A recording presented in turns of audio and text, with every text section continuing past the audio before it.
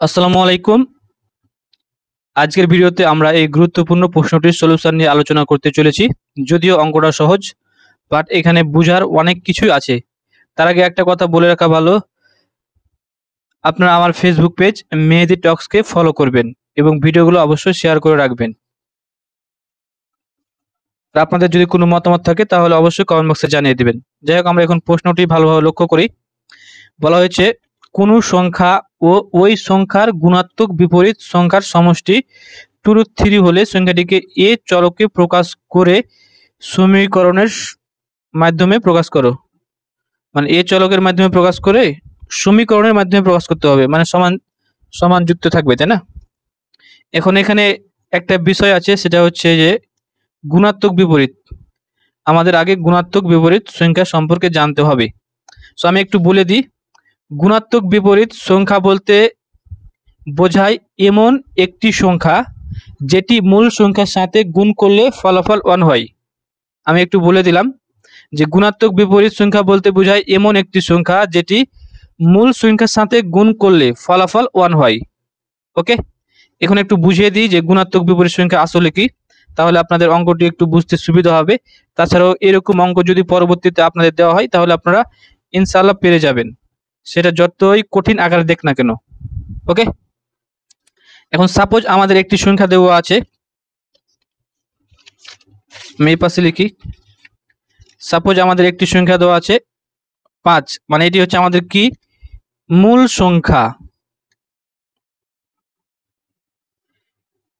এখন যদি আমরা এটার গুণাত্মক বিপরীত সংখ্যা বের করতে চাই তাহলে আমরা কি করব সেটা একটু লক্ষ্য করি। আমরা একটু আগে বললাম যে গুণাত্মক বিপরীত সংখ্যা বলতে বোঝায় এমন একটি সংখ্যা যেটি মূল সংখ্যার সাথে গুণ করলে ফলাফল 1 হয়।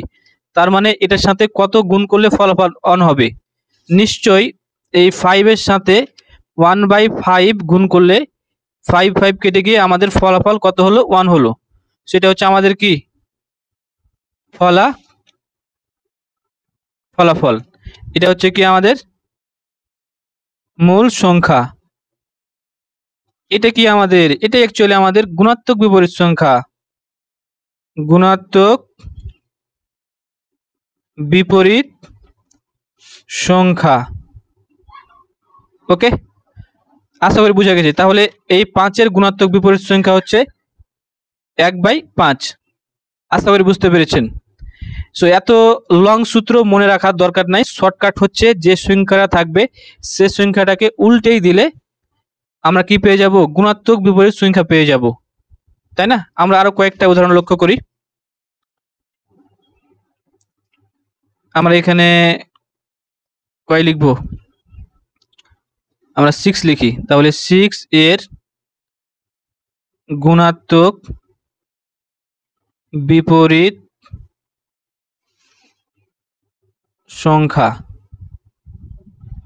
6 এর সাথে কত গুণ করলে ফলাফল 1 হয়? 6 এর সাথে 1/6 গুণ করলে ফলাফল 1 হয়। তার মানে 6 এর গুণাত্মক বিপরীত সংখ্যা হচ্ছে 1/6। আর আমি কি বললাম যে শর্টকাটে যেটা দেওয়া থাকবে সেটার গুণাত্মক বিপরীত সংখ্যা বের করার জন্য জাস্ট উল্টে দিতে হবে। এখানে 6 আছে, 6 কে আমরা উল্টে দিলে কি পাবো? 1/6। তাহলে 6 এর গুণাত্মক বিপরীত সংখ্যা হচ্ছে 1/6। একইভাবে আমরা আরো কয়েকটা উদাহরণ লক্ষ্য করি। আমাদের যদি দেওয়া থাকে এ এর গুণাত্মক বিপরীত সংখ্যা হবে 1/a। এ হচ্ছে আমাদের মূল সংখ্যা আর এ এর গুণাত্মক বিপরীত সংখ্যা হচ্ছে 1/a। একইভাবে আমাদের যদি দেওয়া থাকে 2/3, তাহলে 2/3 এর সাথে কত গুণ করলে ফলাফল 1 হবে? সেটা বুঝতে পারছেন। 3/2, মানে এটাকে উল্টাতে হবে, তাহলে হবে 3/2। তাহলে 2/3 এর গুণাত্মক বিপরীত সংখ্যা হচ্ছে 3/2। একইভাবে আমরা যদি এখানে বিবেচনা করি 1 এর গুণাত্মক বিপরীত সংখ্যা কত? তাহলে আমরা যদি 1 কে উল্টেই দিই তাহলে তো 1ই থেকে যায়, তাই না? তাছাড়াও 1 এর সাথে কত গুণ করলে ফলাফল 1 হবে? 1 এর সাথে 1 ছাড়া অন্য কিছু গুণ করলে তো ফলাফল বেশি হয়ে যায়, তাই না? তার মানে 1 এর সাথে 1 গুণ করলে ফলাফল আমাদের কি হবে? 1 হবে। তার মানে 1 এর গুণাত্মক বিপরীত সংখ্যা হচ্ছে 1, তাই না? একইভাবে আমরা যদি -1 এর গুণাত্মক বিপরীত সংখ্যা বের করি তাহলে কত হবে? -1। কারণ এই -1 এর সাথে কত গুণ করলে ফলাফল 1 হয়? নিশ্চয়ই -1। তাহলে মাইনাসে মাইনাসে প্লাস, 1 এর সাথে 1 গুণ করলে 1। তাহলে -1 গুণাত্মক বিপরীত সংখ্যা হচ্ছে -1। আশা করি বুঝতে পেরেছেন। তাহলে আপনারা অবশ্যই কমেন্ট বক্সে জানিয়ে দিবেন 2/3 2/3 কেন, একটু অন্যগুলো দিই। √2 এর গুণাত্মক বিপরীত সংখ্যা কত? গুণাত্মক বিপরীত সংখ্যা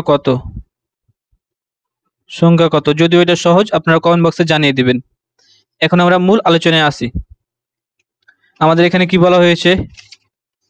বলা হয়েছে কোনো সংখ্যা এবং ওই সংখ্যার গুণাত্মক বিপরীত সংখ্যার সমষ্টি 2√3 সংখ্যাটিকে এ চলকে প্রকাশ করে সমীকরণের মাধ্যমে প্রকাশ করো। তার মানে আমাদের সংখ্যাটি দেওয়া আছে কি? এ দেওয়া আছে, তাই না?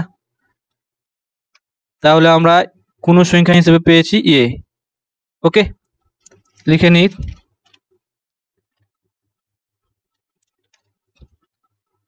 দেওয়া আছে সংখ্যাটি কি? এ, তাই না? সংখ্যাটি এ। এখন আমরা কি করব? ওই সংখ্যা মানে এ এর, এখানে এ, তাহলে ওই সংখ্যার গুণাত্মক বিপরীত সংখ্যা, তাহলে এটার গুণাত্মক বিপরীত সংখ্যা আমরা বের করব। সংখ্যাটির গুণাত্মক বিপরীত সংখ্যা। তাহলে একটু আগে আমরা কি শিখলাম গুণাত্মক বিপরীত সংখ্যা বের করার সময়? যে এই মেন সংখ্যার সাথে এমন একটা সংখ্যা গুণ করতে হবে যাতে ফলাফল 1 হয়। তার মানে এ এর সাথে 1/a গুণ করলে আমাদের ফলাফল 1 হবে। তার মানে এটা হচ্ছে গুণাত্মক বিপরীত সংখ্যা। তাছাড়াও আমি কি বললাম শর্টকাটে, যেটা থাকবে সেটাকে আমরা জাস্ট উল্টে দেব, তাহলে আমরা গুণাত্মক বিপরীত সংখ্যা পেয়ে যাব। তাহলে আমরা মেন সংখ্যাটি হিসেবে পেয়েছি এ, আর গুণাত্মক বিপরীত সংখ্যা পেয়েছি 1/a, এবং বলা হয়েছে সংখ্যার গুণাত্মক বিপরীত সংখ্যার সমষ্টি। তার মানে আমরা এই দুটার সমষ্টি বের করে নেব। আমরা চাইলে এখানে শুধুমাত্র সমষ্টি লিখতে পারি, কিংবা আমরা চাইলে একবারে সমীকরণ আকারে প্রকাশ করতে পারি, তাই না? এভাবে আমি আর অতগুলো করছি না, আমি জাস্ট এই প্রশ্ন মতে লিখে দিচ্ছি যে কোনো সংখ্যা অর্থাৎ এ এবং ওই সংখ্যা মানে 1/a, এই 1/a, তাই না? সো 1/a সংখ্যার সমষ্টি মানে আমাদের যোগ। সো সমষ্টি কত হবে? 2√3, তাই না? সো এখানে কি দেব? 2√3। সো এটাকে আমাদের সমীকরণ আকারে প্রকাশ করতে বলা হয়েছে। দেখতে পাচ্ছেন কি আছে এখানে? সমীকরণ আছে, সমান আছে, আর এখানে কি আছে? প্রক্রিয়া চিহ্ন অর্থাৎ যোগ আছে। তার মানে এটা আমাদের সমীকরণ আকারে প্রকাশ করা হয়েছে। আশা করি বুঝতে পেরেছেন। সো এটা হচ্ছে আমাদের ফাইনাল অ্যান্সার। সিম্পলি আমি আপনাদেরকে বুঝিয়ে দিয়েছি ইন ডিটেলসে, যদিও এটা 1 মিনিটে বোঝা যেত, বাট আমি আপনাদেরকে একটু ব্যাখ্যা সহ বিস্তারিত বুঝিয়ে দিয়েছি এগুলো সহ, তাই না?